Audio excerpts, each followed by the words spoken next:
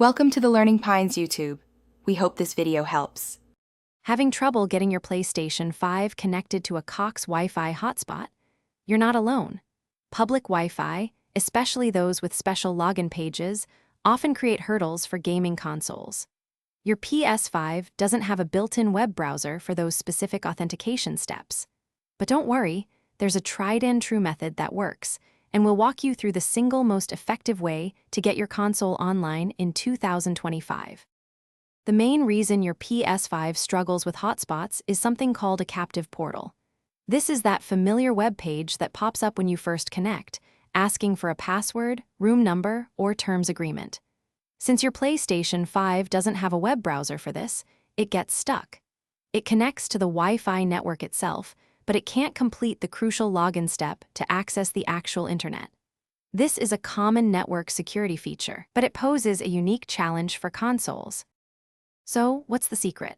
The most robust and often only way to connect your PS5 to a Cox Wi-Fi hotspot is by using another device as a wired bridge.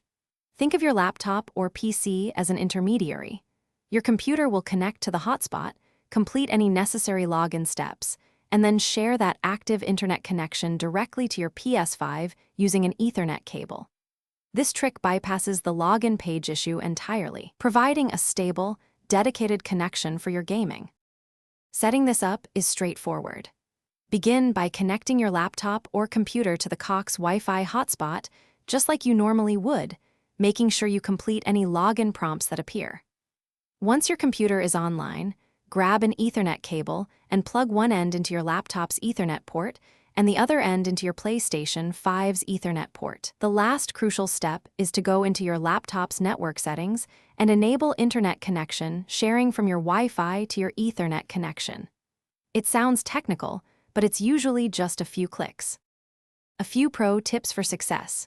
Remember, your laptop must stay awake and connected to the Cox hotspot for your PS5 to maintain its internet connection.